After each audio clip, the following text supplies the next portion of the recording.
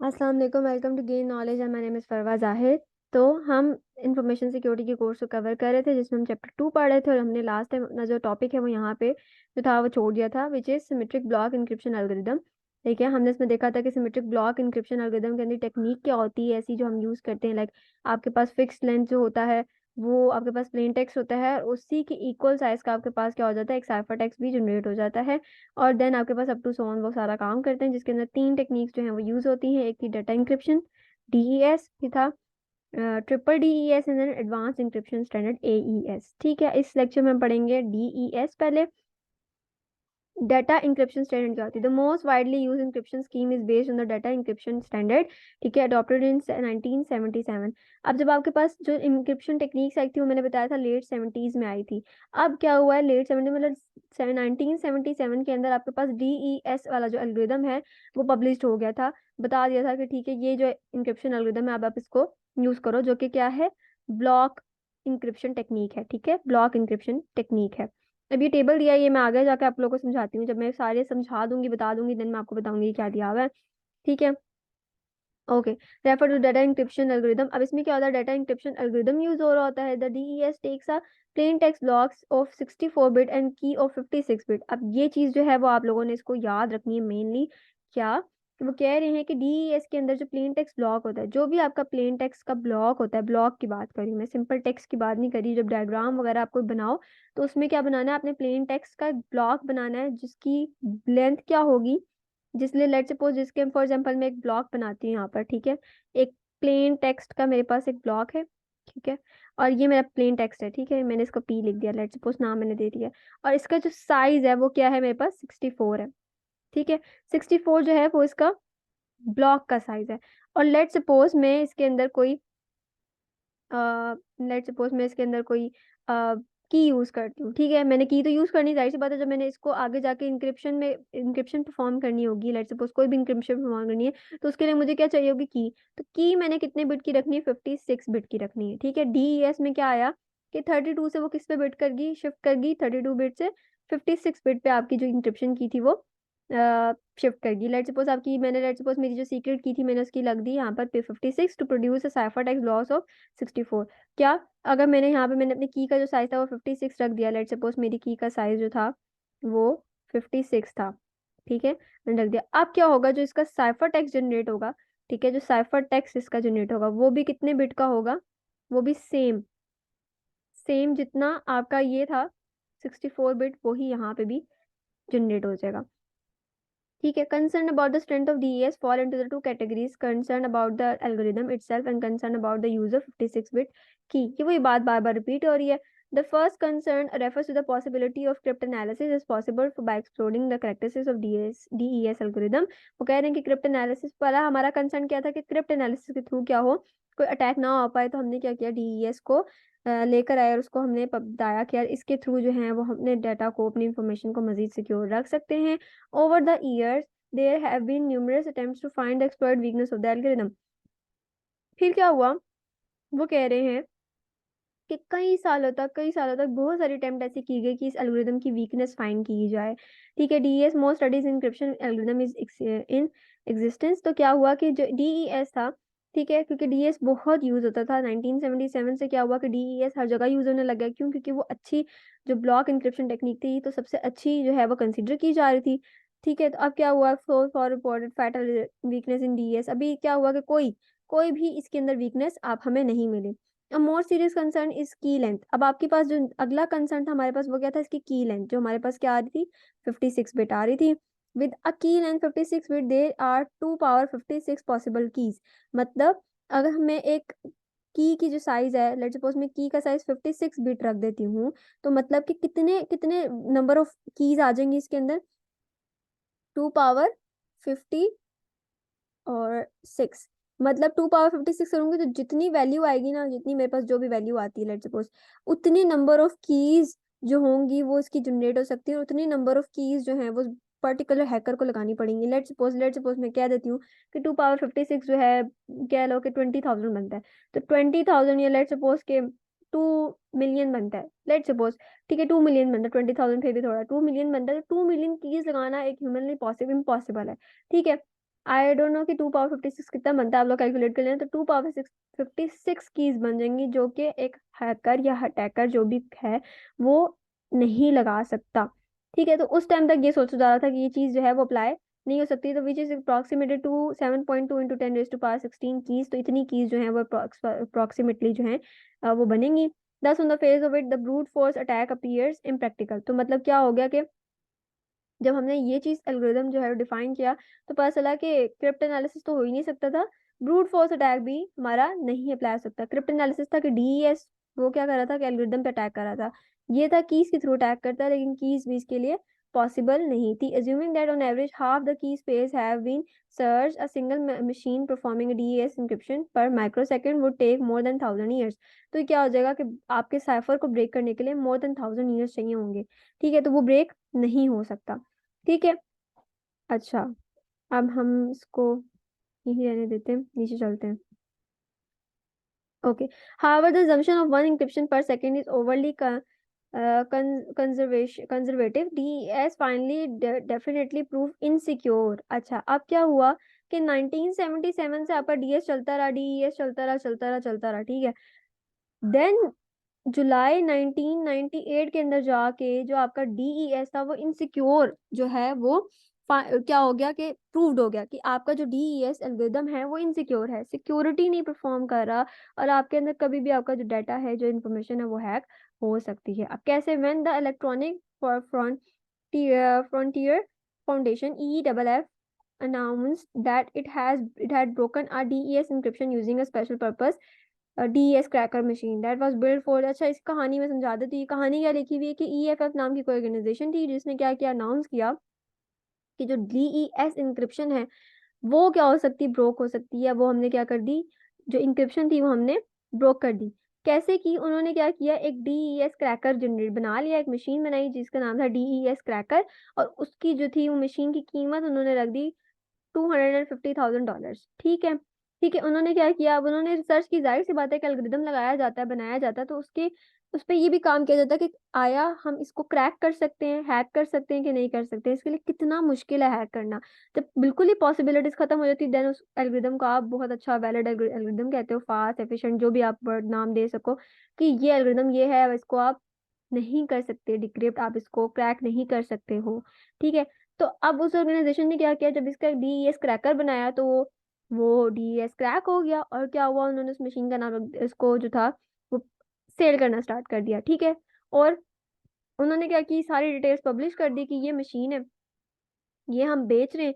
ठीक है, $250,000 की, और आप इसको खरीद सकते हैं, बजाय इसके कि आप अपना अपना एक अलग से क्रैकर बनाएं। लेट सपोज, ठीक है, लेट सपोज जैसे हमारा कंट्री है, ठीक है, हमारे कंट्री की जो इन्फॉर्मेशन थी, अब क्या हुआ कि जो मुखालिफ कंट्री है, जो लेट सपोज आपसे बैटल करना चाह रहा है और आपको जिससे क्या कि थ्रेड है कि वो अटैक कर सकता है, उसने क्या किया, क्रैकर मशीन बना ली। उसने कहा कि ये ठीक है, ये हमारी मशीन है, ये किसी भी एल्गोरिदम को क्रैक कर लेगी, लेट सपोज डीएस को क्रैक कर लेगी। ठीक है, अब इसे जो जो लेना चाहता है बोले इतने पैसे। अब जो जो जिन जिन भी लेट्स सपोज आपकी कंट्री से आपको खतरा होगा, वो सारी कंट्रीज तो ये मशीन ले लेंगी, क्यों? उनको तो पता होगा कि वो आपका डाटा हैक कर सकती है इसके थ्रू। ठीक है, तो क्या हुआ कि आपके डीईएस की जो वर्डनेस थी वो क्या हो गई, कम हो गई। आपके पास क्या होगा, ड्रॉप होती चलेगी, जो भी जितनी भी स्पीड थी वो इनकी ड्रॉप होती चलेगी। क्या होगा कि आपका डीएस की वैल्यू कम होगी। ठीक है, इसके बाद फिर ये सारा कहानी बताई हुई क्या हुआ। इंग्लिश आपके, it is important to note that there is more than key search attack in simply. वो कह रहे हैं कि अभी हमने दो अटैक पढ़े ना, क्रिप्ट एनालिसिस और ब्रूट फोर्स, इसके अलावा भी वो कह रहे हैं कि बहुत सारे बेतहाशा जो होते हैं वो अटैक्स होते हैं जो कि पॉसिबल भी हैं। Unless known plain text is provided, the cryptanalysis being recognized plain text as plain text if the message is just a plain text। अच्छा, ये कहानी वो बताई हुई कि मैंने बताया था लास्ट वीडियो में कि अगर आप अपनी इंक्रिप्शन टेक्निक्स नहीं परफॉर्म करते हो, ठीक है, और अगर आपका प्लेन टेक्स्ट जो है वो प्लेन टेक्स्ट की फॉर्म में जाता है, तो आपका डाटा, जैसे हम लोग कहते हैं कि फलां बंदे का डाटा लीक हो गया, फलां बंदे की चैट लीक हो गई, फलां बंदे को, तो क्या मतलब स्क्रीनशॉट्स लीक हो जाते हैं? नो, आपके पास स्क्रीनशॉट्स भी मोस्टली लीक हो जाते हैं, बट क्या होता है, चैट कैसे लीक होती है, कॉल लीक होगी। कैसे कॉल लीक होगी? अगला बंदा बैठ के सुन रहा है कॉल आपकी, मैसेज लीक हो गया। कैसे लीक हो गए? थर्ड पार्टी आपकी बैठ के जो है, ये हैकर जो हैकर है, हैकर या अटैकर जो भी है, वो क्या कर रहा है, वो रीड कर रहा है। तो क्या हो रहा था कि आपने इंक्रिप्शन में नहीं रखा हुआ उसको अपने टेक्स्ट को, तो वो सारी चीजें सामने इंग्लिश फॉर्म में है या जो भी आपकी लैंग्वेज उस फॉर्म में है, तो वो उसको रीड कर सकता है। अगर आप इंक्रिप्शन परफॉर्म कर देते हो तो वो उस कोड को जो है वो बहुत डिफिकल्ट हो जाएगा, उसको प्रॉब्लम्स आएंगी, ठीक है, क्योंकि वो किस फॉर्म में होगा, कंप्रेस्ड फॉर्म में होगा। आपका जो भी डाटा है वो कंप्रेस्ड होकर वो कोड की फॉर्म में होकर डेवलप होकर देन आगे चला जाएगा, ठीक है। अब final point, if the only form of attack that could be made on an encryption algorithm is brute force, ठीक है। अब किसी भी, वो कह रहे हैं कि कोई भी attack for example encryption algorithm पे हो सकता हो अगर, तो वो कौन सा है, ब्रूट फोर्स है। Then the way of counter such attacks is obvious, use longer key, ठीक है। अब वो कह रहे हैं कि अगर आपने इस अटैक से बचना है लेट्स सपोज, तो आपको क्या करना होगा, की लेंथ बढ़ा दो, ठीक है, की लेंथ बढ़ा दो। अब मैं ऊपर वाले टेबल पे चलती हूँ, जो मैंने बताया था, मैंने छोड़ दिया था। अब देखो ये डीएस की बात की है, डीएस में क्या तीन चीजें बताई थी हम, मैंने कहा था प्लेन टेक्स्ट का जो साइज हो वो कितना हो, 64 हो। साइफर टेक्स्ट की जो उसकी कॉपी बनेगी एग्जैक्ट एग्जैक्ट, ठीक है, वो भी कितनी होगी, 64 की होगी। और की साइज कितना था इसमें, 56। अब इन्होंने कहा कि इसका ड्रॉबैक क्या आ गया कि 56 बिट थी ना, तो इसको हैक करना जो था वो कुछ कुछ टाइम में, लेट्स सपोज कह लो कि 10 आवर्स में जो है ये डीईएस जो था वो हैक हो सकता है। तो अगर हम इसकी की का साइज बढ़ा देते हैं, लेट्स सपोज मैं इसकी की का साइज 112 और 168 तक ले जाती हूँ बिट तक, तो इसको हैक करना इम्पॉसिबल हो जाएगा, जो कि हमने लास्ट वीडियो में टेबल के अंदर पढ़ा था। लेट्स सपोज मैं देख लेती हूँ यहाँ पे है, जैसे फॉर एग्जाम्पल देखो, जब 56 बिट था तो वो बता रहे कि 1142 ईयर्स लग सकते हैं, लेकिन अगर मैं 128 टू 168 ले जाती हूँ तो 5.4 इंटू 10 टू पावर 24, जो कि ह्यूमनली पॉसिबल ही नहीं है, और ये आगे अब टू सोन चलता रहेगा कि आप इसको अटैक या हैक कर ही नहीं सकते हो, ठीक है। तो ये आपके पास थी डीईएस। देन आ जाता है triple DES, the life of DES was extended the use of triple DES, ठीक है। तो डीईएस ही क्या है आपका, अगर एक्सटेंड फॉर्म में ले जाओ तो वो क्या हो जाता है, ट्रिपल डीईएस। मतलब कि आपने क्या करना है, डीईएस की जो भी प्रोसेसेस थी उसको क्या करना है, मेनली 3 टाइम जो है वो रिपीट करोगे तो आपके पास क्या बन जाएगा, ट्रिपल डीईएस बन जाएगा, ठीक है। ये पता नहीं क्या होता है, जो मैं हाईलाइट करना चाह रही होती हूँ वो होता नहीं है, okay. using either 2 or 3 unique keys for a key size 112 और 168 बिट। तो वो क्या कह रहे हैं कि आप क्या करो, एक की जो थी वो आपकी 56 बिट की जो आप यूज कर रहे थे डीईएस के लिए, लेकिन अब आपने क्या करा, ट्रिपल डीईएस यूज करो, तो मैंने की का साइज 112 से 168 बिट का कर दिया, ठीक है। अब triple DES was first standardize for use of financial application in ANSI standard, ठीक है। अभी बताया था कि ट्रिपल डीईएस जो है वो कब जो बना और कब पब्लिश हुआ और कब आगे सामने आया सबके, ठीक है। Three triple DES has two attraction that insures it wide spread use over the next few years, ठीक है। जब वो पब्लिश हुआ तो फिर उसने अट्रैक्शन जो है वो सबकी टू अट्रैक्शन जो थी वो सबकी गेन की with its 168 bit length and it overcome the vulnerability of brute force attack DS, ठीक है। पहली क्या थी, पहली अट्रैक्शन किस चीज से हुई कि उसकी जो लेंथ थी, ठीक है, ब्रूट फोर्स अटैक को ओवरकम करने की, वो क्या थी, उसकी लेंथ 168 बिट पे पहुंच गई। मतलब डायरेक्ट 56 से 168 बिट की जब लेंथ रखी हमने की तो पहले तो यही प्लस पॉइंट आ गया कि वाह ये एल्गोरिदम तो 168 बिट की यूज कर रहा है, तो मतलब इस पे तो अटैक पॉसिबल ही नहीं है, ठीक है। Second, the underline encryption algorithm triple DES is same as the DES. दूसरी अट्रैक्शन क्या थी कि काम बिल्कुल वैसा ही करता है जैसे डीईएस करता है। तो दूसरी भी अंडरलाइन इंक्रिप्शन एल्गोरिदम, दूसरी अंडरलाइन जो बेनिफिट था, ये कह लो जो उसकी प्लस पॉइंट था, वो ये था कि ये डीईएस की तरह ही काम करेगा। The algorithm has been subjected or more essentially that any than any encryption algorithm as longer period of time. Sufficient cryptanalysis attack on the algorithm rather than the brute force has been found. Accordingly, this high level of confidence that 3DES, triple DS is very resident to cryptanalysis. अब बस ये बता रहे हैं कि आपके पास जो cryptanalysis, जो फॉर एग्जाम्पल ब्रूट फोर्स या cryptanalysis जो भी होगा वो क्या होगा, अफेक्ट नहीं कर सकता आपके ट्रिपल डीईएस पे, क्यों, क्योंकि ये बहुत ज्यादा स्ट्रांग हो गया है, ठीक है। बट इसका डिसएडवांटेज क्या था, अब इसके डिसएडवांटेज की बात कर लेते हैं। ट्रिपल डीईएस जो ड्रॉबैक है इसका, ठीक है, जो ड्रॉबैक है इसका वो क्या है कि ये बहुत स्लगिश एल्गोरिदम है। स्लगिश मीन कि ये बहुत लेजी एल्गोरिदम है। लेजी मतलब कैसे, अब देखो डीईएस था सिंपल, डीईएस में अगर फॉर एग्जाम्पल काम हो रहा था, जो भी काम कर रहे थे हम डीईएस में काम करने के बाद, अब क्या हो रहा था, डीईएस को आप 3 दफा कर दो, मतलब एक दफा किया दोबारा करो फिर थर्ड टाइम दोबारा करो, तो आप क्या टाइम ज्यादा कंज्यूम कर रहा है। तो टाइम ज्यादा कंज्यूम कर रहा है, मीन्स कि वो क्या हो गया, लेजी हो गया, स्लगिश हो गया। The original DES was design in mid 1980 70s। Hardware implementation does not produce efficient software code. ठीक है, तो एफिशिएंट सॉफ्टवेयर कोड नहीं देता। Triple DES was required 3 times as much calculation as DS.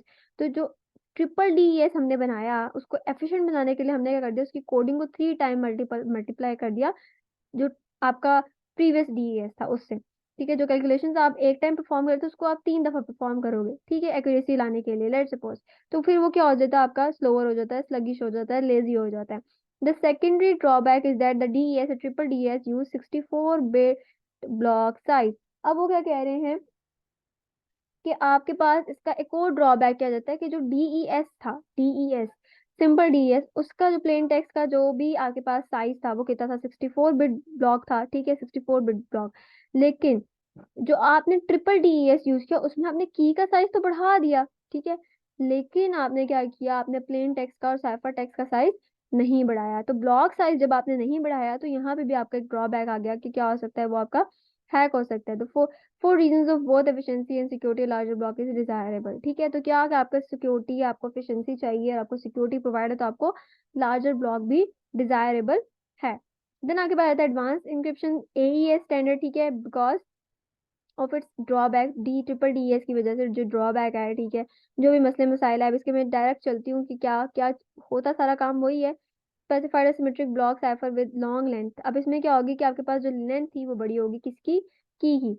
ठीक है, किसकी, की लेंथ ऑफ 128 192 250 256 बिट तक चला गया। Criteria include the security, computation efficiency, memory requirement, hardware software suitability and flexibility. तो ये सारी चीजें किसमें आ गई आपके पास, एईएस में, एडवांस इंक्रिप्शन स्टैंडर्ड में। लेट सपोज कि कोई आपको ऐसा सिनेरियो देता है जो कहता है कि वो कभी भी, इतना सिक्योर डाटा है कि वो कभी भी हैक ना हो पाए किसी भी एंगल से। ठीक है, तो यू विल सजेस्ट देम कि आप एडवांस इंक्रिप्शन स्टैंडर्ड जो एल्गोरिदम है, आपके पास टेक्निक है ब्लॉक इंक्रिप्शन की, वो आप लगा दो। तो उसके अंदर की साइज इतना बड़ा होता है कि वो ह्यूमनली जो है वो डिक्रिप्ट होना पॉसिबल नहीं है। आपका जो भी डाटा है, अब उसके अंदर क्या होगा, जो आपका प्लेन टेक्स्ट था, अभी हम क्या बात करते हैं, प्लेन टेक्स्ट और साइफर टेक्स्ट की जो लेंथ है वो कितनी, 64 लेकिन जब आप एईएस में चले जाओगे, जब आप एईएस में चले जाओगे तो जो उसकी लेंथ का साइज होगा, जो भी आपका प्लेन टेक्स्ट और साइफर टेक्स्ट है, ठीक है, उसका साइज कितना हो जाएगा, 128, और आपकी की का साइज अप टू 256 आप